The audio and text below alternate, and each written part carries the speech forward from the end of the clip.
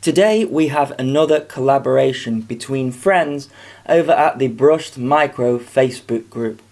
I have been after a micro quad purely for practicing line of sight acro flying because for the most part I have been flying acro in FPV. Now these two friends don't know that this is a collaboration video, but I want to thank both Gary and again Phil for providing these cool components of this quadcopter. Phil's frames have featured on the channel before and they are really good. I am yet to break one. This frame was designed for the original Alienware flight controller, but I have adapted it here to take an afromini. You might be thinking that the afromini is a brushless flight controller, and you would be right. Gary has made these little brushless to brushed converter boards that look like mini ESCs. I have to apologize to Gary. He sent me these some time ago, but I have been searching for a way to apply them to an item on the channel, and this is it. Usually people are mostly interested in converting brushed quads to brushless rather than the other way around, so why would you be interested in doing this? Well, personally I don't discriminate or have no favoritism when it comes to brushless or brushed motors.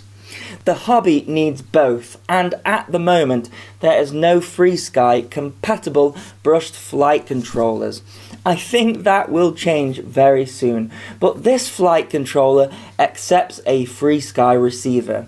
I have decided not to do that though, as I'm just after something simple that I can fly line of sight. But the fact is that the brushless flight controllers have way more features than brushed flight controllers, so there is still a benefit of playing around with this. If you are interested in doing something like this yourself, Gary does not actually sell these conversion boards, but you can buy similar ones from Happy Space Sloth. I will put a link in the description if you wish to try some. The reason I have used the afromini is because it accepts 3.7 volts to power it. Each one of the converters are linked to the plus and minus solder pad of the flight controller, which I have taken from the PWM plus and minus pads. Then the signal wires attach individually to the signal solder pads on the conversion boards. It's tricky to ensure each converter is connected to the correct motor, and this causes a mess of wires. So if you are into this, you have to be prepared to give yourself a headache when it comes to soldering everything up and getting it to work, which is one of the reasons it has taken me so long to release this video. But when it is all connected up, it works really well and gives us the flexibility of a full brushless flight controller, but using brushed motors. Of course, you are not limited to this flight controller either. You can use any flight controller, but you need to find a way to power it from 3.7 volts, which the afromini does from standard. Essentially, these conversion boards contain FETs, which are required to power the brushed motors. I have installed the latest version of Betaflight on the afromini, and instead of using a FrSky receiver, I'm using this Orange RX DSM2 module.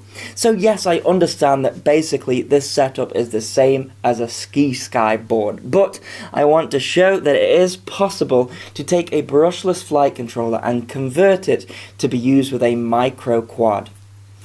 Underneath the Afro board there are some pins, one of which is 3.3 volts. This is important for my receiver because any more than 3.3 volts will blow the Orange RX receiver. The other two are connected to the RX pad of the UART2 and also the ground. I have not set up any of the flight modes other than acro. I'm using the air mode and I have set the quad to arm on a switch. I'm using my Taranis to control the quad with an Orange RX DSM2 module. With the afromini, you have to use an FTDI adapter to install Betaflight and change the settings. I am using a 500 mAh 1-cell LiPo from my Hubsan H107D to power everything. I have attached a rubber band around the body of the quad to keep everything snug. let's go and see how I get on flying acro line of sight with this micro quad. First of all, I should apologize for the low lighting in this video. I have really been struggling lately to get some decent flying time in because it is raining constantly. But the one good thing about having your flying field outside of your house is that you can wait for gaps in the weather, and that is exactly what has happened here. Unfortunately, that gap between rain clouds happened at about 9:45 at night, so the GoPro is struggling slightly, but one good thing about being in the northern hemisphere is that it kind of stays light until about that time. So what do I think about this? Well, my initial thoughts are that it flies really well. One thing that I didn't mention in the overview is that I am using some very cheap and nasty 8mm motors. I think they cost around £3.99, and they just don't have the punch that the Dark Edition motors from Micro Motor Warehouse have, or the Multi-Flight motors. So I think I'm going to need to swap them. Another thing that I didn't mention is the props. I'm using the props from the Eachine E40. Now the reason that I got some of these is they look like the Parrot props, but on this particular build I'm not finding a lot of thrust at all. I think that might be because of the motors though, but as you can see, I'm managing to do flips and rolls. It is just about fine for what I need to do, but I think I will end up swapping the motors. So another thing that I noticed is that the board isn't tuned perfectly. I just used the stock Lux Float PID settings, and I'm getting a slight wobble when the quadcopter is leveling out, so I need to play about with that. But again, it is just fine for messing about with acro. You can see that I'm not needing to gain too much height to be able to do some flips and rolls there, and I'm just about getting enough punch to be able to mess around with it. So anyway, I'm coming in for a landing, so I just want to thank Phil for the frame again, and especially Gary for those components to be able to convert this quadcopter. You can follow me on Instagram at AndyRC_channel for more content. As always, thanks so much for watching. Please continue to subscribe. Cheers.